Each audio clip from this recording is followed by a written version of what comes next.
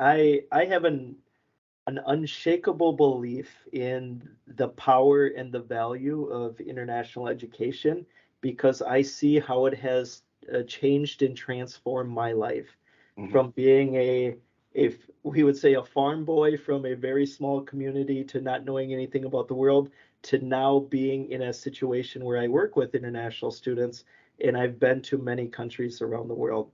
You are listening to NIMDA Talk.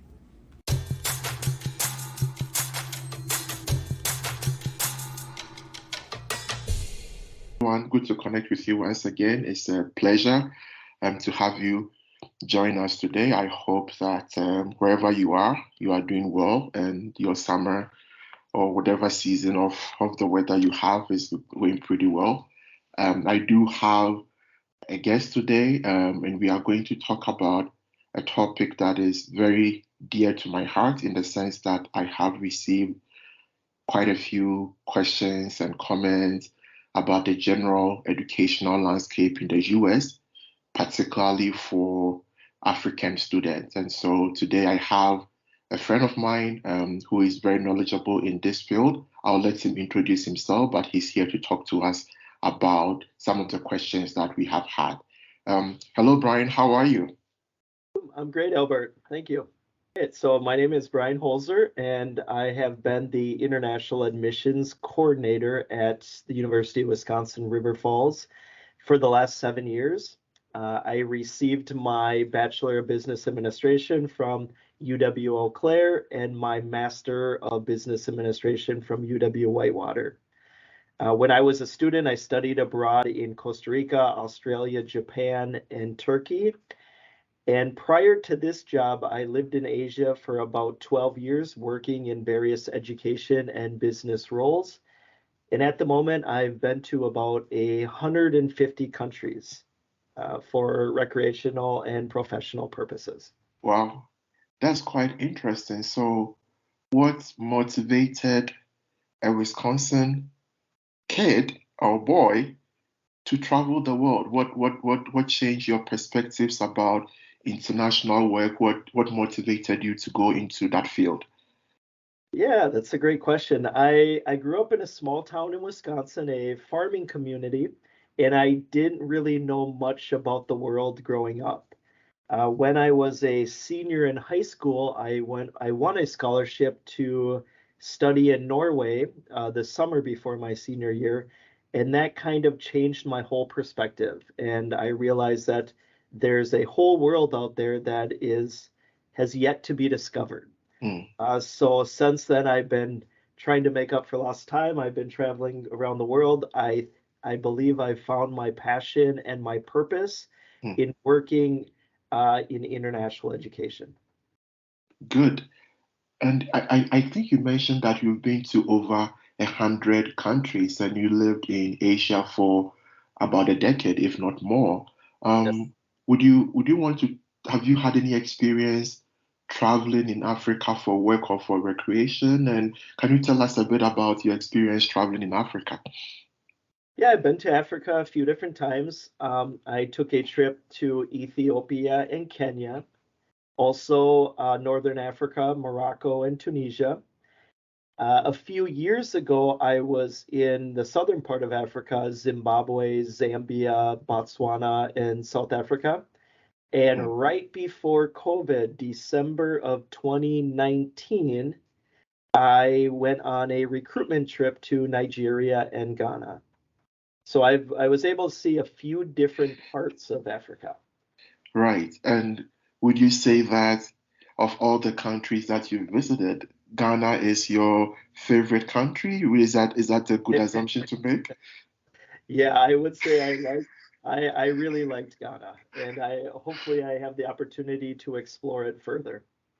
Right. There is an ongoing um, discussion or competition about Ghana and Nigeria jollof. I wouldn't want to put you in on the spot, but um, our conversation today really is to try to focus on the African student who has just completed his or her high school certificate or degree and wants to come to the United States to do his undergraduate or bachelor's degree.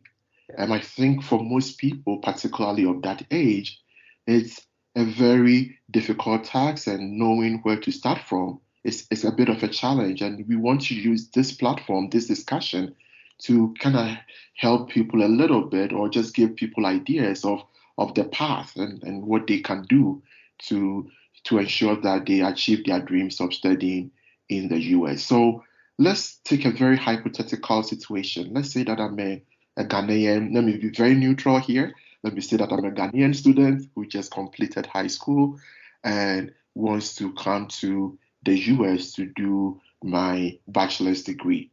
What is the first thing that I should do? The first thing. Okay. Yes. Well, as you mentioned a few challenges before, and I think the challenge is that the information is overwhelming. There's almost too much information and too many resources. If you were just to start out and Google universities in the United States, it's very overwhelming. So what I do recommend students to do is first determine what you are looking for in education. Okay. There are many different factors involved, and maybe some factors that you may not even think about, such as the type of school, a university, a college, a technical school, a community college, what type of degree, an associate, a bachelor's degree, the program of interest, what would you like to pursue while in the United States? The size, not only the size of the school, but the size of the community. What kind of a environment are you looking for? A urban in the city, a little more rural, or some kind of mix? So location is also very important. Also, the reputation of the school. If you are getting an education in the United States, you want to make sure that it's a reputable program and that it is accredited, but knowing that you're going to get the best education while there. And then also admission requirements. What does it take to be admitted into that school or that program? Those are just a few of the factors, but it will be different for every student. Okay. So thank you. That's a very good perspective on it. So let's assume that I went online and I Googled universities in the US, and let's just make it the University of Wisconsin River Falls popped up. All right. And I'm interested in applying. I'm interested in going into, let's say, their psychology program or their English program or their math program. What do I need to do? What would be the normal first step to take after I have identified the university and I have identified the program? What would be the natural next step to take? The natural next step is first to take the initiative and to reach out to these schools. Okay. It is important to remember that every university is going to have someone like me, who my role is to make it easy for you as a student. So to answer your questions, to help guide you through the application, the admission process. So when I hear from students who are interested, I get very excited because that is one way of making the connection. And then I'm able to assist them through every step in the process. Many students think that they have to go through all of these steps alone or without any assistance. But I always tell students, we want you to be here. We want to make that connection, so I'm able to guide you through every step. Okay, so then I send you an email, we start our conversation. Normally, what would you tell the student? What would be the first set of guidance, or how does the process of your interaction with the students go? I understand that every situation is unique, but for the generic applicant, what would be the normal steps to follow? Yep. I would first recommend the student to submit an application because that's what starts the process. Okay.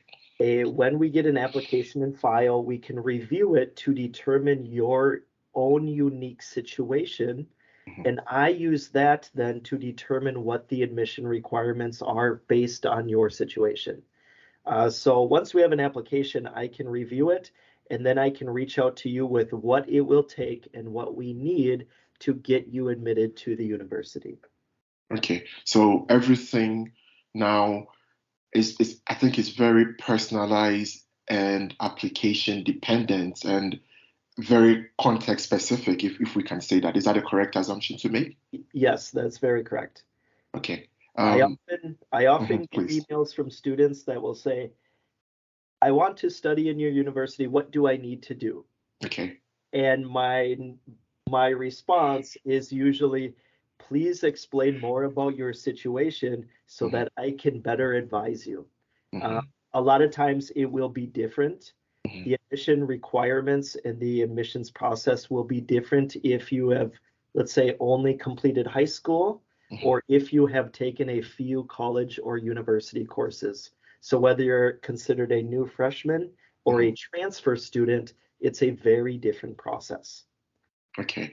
And so for the average freshman applicant, I think the most important, perhaps one of the most important requirements or hurdles is the English language requirement.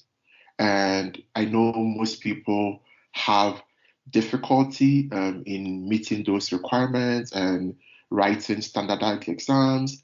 Can you talk a little bit about how that fits in the process and what that entails? So every university will have different admission requirements based on that country or situation. One of the main admission requirements for international students is going to be proof of English proficiency. Okay. Now, some universities will waive the requirement based on country. For example, they will approve Ghanaian applicants to be waived from that policy. Others will look at, for example, West African Examination Council results, and others may actually require the student to take an SAT, a TOEFL, or an IELTS exam. And one of those reasons is that it shows a proof of intent. So intent to study, that you are actually going for the right purposes and the right reasons. Right. Oh, and so that's, let's say that I'm planning on applying or starting my bachelor's degree at the university in the fall. Okay, so let's say fall 2023. When do I have to start the application process? When do I have to start looking at meeting the language proficiency requirement? Can you give us a little bit of a timeline based on your experience working with students across the world? Yep. So the application will usually open 1 year before the term start date. Okay. So if a student was interested in coming to the United States in the fall of 2023, that application would most likely open this upcoming August. So there is a 1 year window. Now, for the international admissions process, it usually takes quite a bit of time. So we encourage students to plan ahead, because not only with the application, with the academic credentials, with the proof of English proficiency, and then also there is a finance form and proof of funding requirement. So it does take some time for students to complete all of the admission requirements. Okay, good.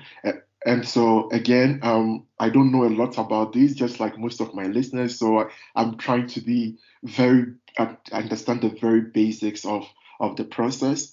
I'm hoping to come in for the fall of 2023, August 2022. I initiate the process. So I go online, I look at the university, I select the university, I start the online application process.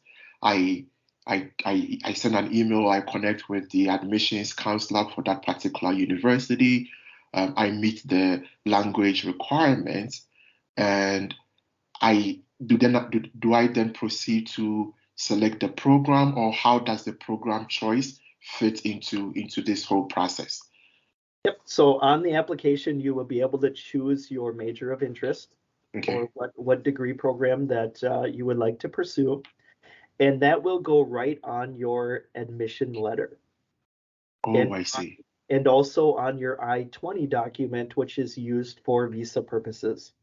But students are able to change their major at any time in the process. Oh, interesting. And so now I meet the language requirement in terms of the financial piece, I think, which is important. Are there normally opportunities for funding, or most people would have to pay out of pocket? Do you have any perspectives on that? So every university will also have their own mix of scholarship or aid or grants for Hmm. international students. Um, one thing is that in many cases, international students are not eligible for federal financial aid in the United States, but Hmm. universities try to make it easy on them on um, what type of tuition price they are paying. Hmm. A good example is at the University of Wisconsin-River Falls, we do not have a separate international price. We Hmm. only have a non-resident tuition price, which means a student from Ghana would be paying the same price as an American student from, let's say, California or New York. Right. So that's one way to keep the tuition price down. Also, we do offer all international students a $3,000 scholarship per year. And there are various other scholarship opportunities, but students will be able to apply once they become an official student. One thing also is that as an F1, a student on an F1 visa, they are also able to work on campus. So up to 20 hours a week while they attend school and up to 40 hours a week on school breaks. So they can also be earning money to help pay for their expenses while in the United States. Right. Okay, well, I really thank you, Brian, for so much for all that information. I have my language requirements completed. I've sorted out my financials. I've applied for the university for my program of choice, which is agriculture, because I want to have a good farm in Ghana after my university degree. I have all that, and then I'm able to complete that process by close of the application window, and I get my admission offer. And this is really good news for me. My family is celebrating. We are having a few refreshments. What happens next? Can you talk to us about that process after you have been accepted into the program and then you are preparing for to join or to move to the US? What happens after the offer of admission? Yep. So the admission is only the first step. Okay. I would say there's many different steps in the whole process. So it Hmm. starts with application, uh, submitting the admission materials, and then once we have all of the admission materials and they are reviewed, then we are able to very quickly admit you to the university. Hmm. So, but there is still a lot that needs to happen before you arrive in the United States. So once you have your admission letter and you, as you mentioned, you are celebrating with your family, Hmm. the university, so I am the international admissions coordinator, but we also have a international student services coordinator that her job on campus is after admission is to guide you through the whole CVIS visa process to help with your arrival to the United States and also to take care of you while you are here at the university. So right after admission, we will create what we call a CVIS ID for you, which is the official government website, Student Exchange and Visitor Information System. And once you have that CVIS ID number, you are able to use that to set up your visa appointment at the local embassy or consulate. This is one thing that many students do not think about. They see the admission as the final step, but Right. there's also a few other steps that need to be completed before you arrive. A good example is we have many students now that are asking to be admitted at the moment, Mhm. which is no problem for us, but they don't always think about that it may take some time. In some cases in Africa, it may take 1 or 2 months just to get a visa appointment or even longer. Right. So when we do admit students, we have to keep in mind that it may take a few months to get the visa. And then even after the visa process, every university will have their own pre-arrival requirements. At University of Wisconsin River Falls, that would include completing the housing contract, setting up for the school, or choosing the meal plan, preparing your flight details so that you are able to arrive here for the International Student Orientation. But it's important to know that we do have people on campus, and every university will have someone that is able to guide you through this whole process. Oh, and so in terms of the visa, I think you mentioned that the visa was an F1. Is that correct? Yes, so in most cases, students will either be on a F1 visa, which means they are pursuing a degree in the United States, or they would be on a J1 visa, which means they are coming for a short-term exchange. Right. Okay. Thank you. Thank you for that clarification. I've gotten my visa. I purchased my ticket at Delta. I flew right to the US, really excited. Bought my winter jacket, excited for the winter. What happens when I get to the US? I know that for people who have never left their home country, both in the north and the south, it's often a challenge. What happens when an international student gets to the US? Are they left on their own to figure things out, or there's some support in most universities for incoming international students? There will always be some kind of support. We are here to welcome you, and we are just as excited to meet you and welcome to the university as you are to be coming to the United States. So in our example at UW River Falls, we will have your flight information and we will pick you up at the airport. Usually we will have arrival days so that we will tell the international students, please try to arrive on this day or these days so that you can be coming together. And we will pick you up at the airport, and then that starts the whole international student orientation. At our university, the international students will arrive 1 week before all of the other students. So that gives you time to get used to the community, the Mhm. campus, everything the university offers before all the other international students arrive. So during the international student orientation, we will have sessions on weather, on the community, on banking, everything that you need to know about how to successfully fit in and to live in the community and on campus. Oh, thank you, Brian. And you have traveled the world. You have worked with international students from many different countries. From your own lived experience, what would you say if you were to make a case for international education?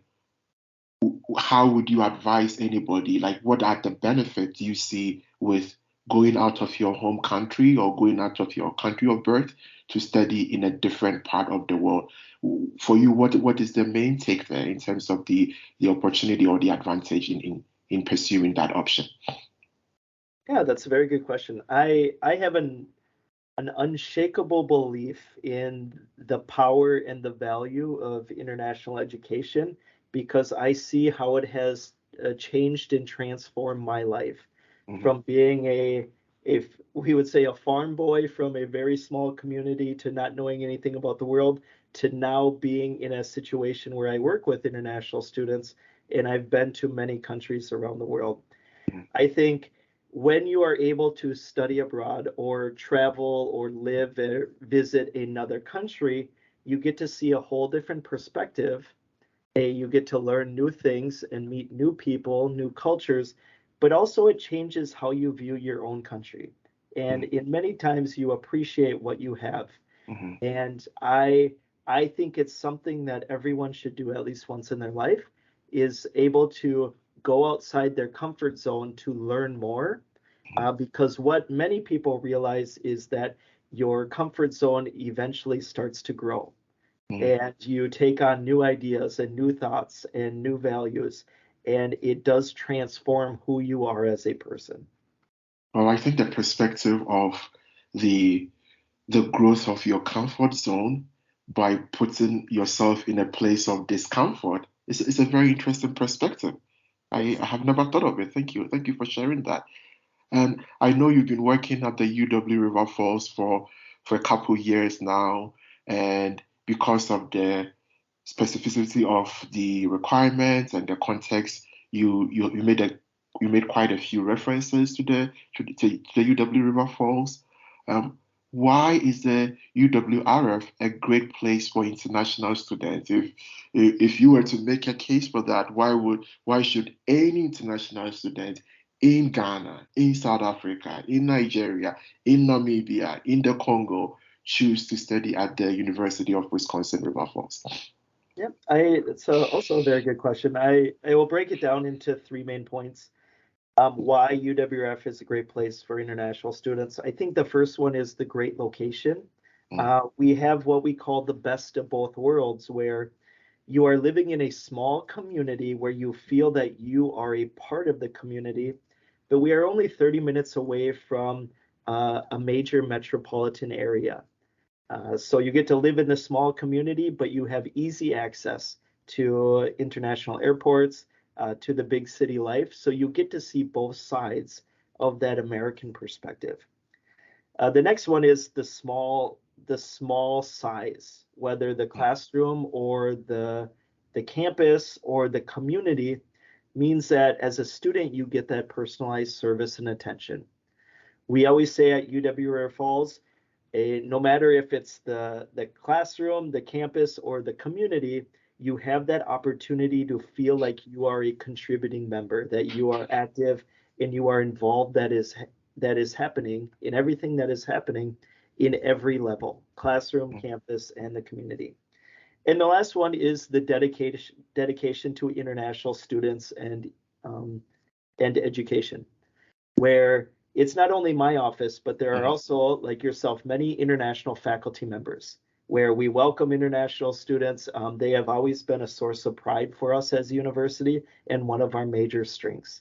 So you may see it as an international student coming, but also our domestic students are able to get a quite an experience and to learn uh, Mhm. learn about the rest of the world while being a student here at UW River Falls.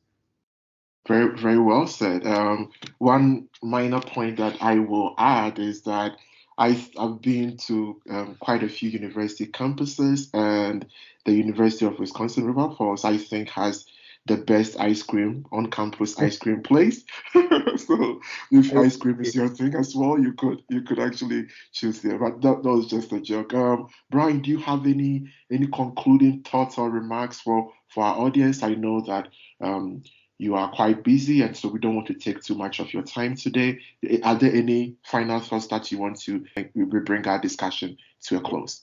I would just encourage all students to think about studying in the United States.